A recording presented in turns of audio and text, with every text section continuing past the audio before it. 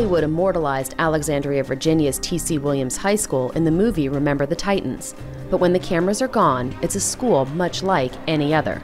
I think we're a fairly typical American high school and a fairly typical American city. Drugs are part of the youth culture, part of the adult culture.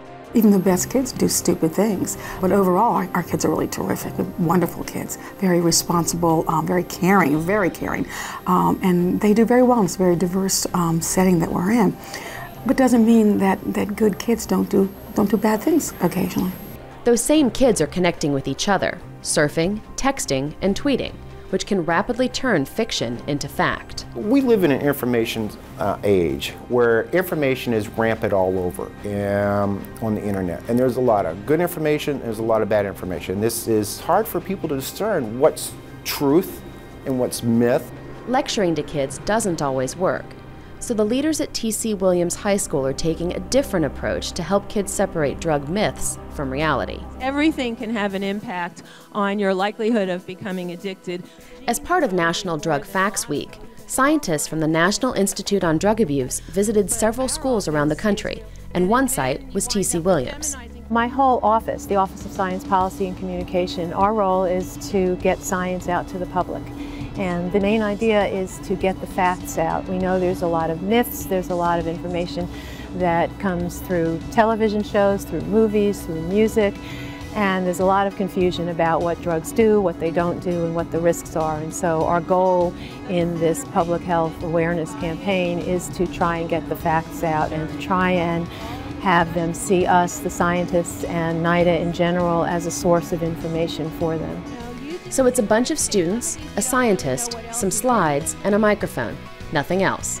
There's no intermediary. They're not going through any other filters. They can just sit there with this adult, and it's a conversation. They can ask whatever they want. We didn't put any limits on this.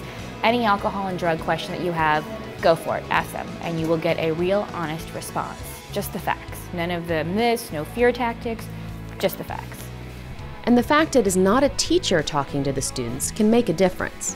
The speakers will have so much credibility, so much more credibility than kids are used to receiving. That, I mean, even your health teacher in school, while they definitely know what they're talking about, it's not quite the same to hear it from somebody who you're so familiar with as to hear it from somebody who you know is really like a specialist and knows what they're saying. Having correct information can be the basis for good decision making.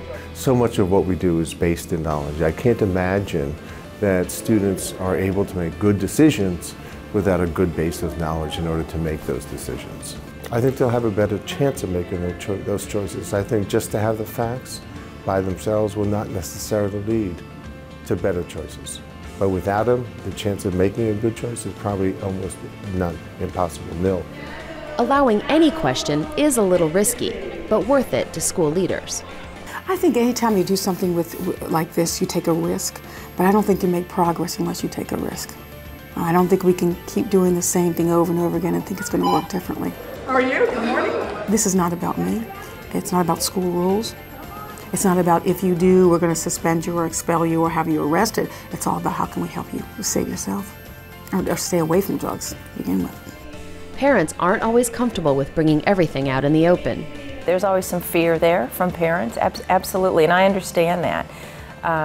Often parents are concerned, how much are we sharing and why are we sharing so much, and is that then feeding into a child's curiosity? I mean, I hear that from time to time when they feel we're sharing too much, but take the information that you're delivered at school, bring it at home, talk about it at home, and find that balance that works for your family and that works for your student in school. The chats are a new approach, but one with promise. You always be excited about that, because anytime you can educate and let people know that the community cares about what's going on with that community, yeah, you have to be excited about it.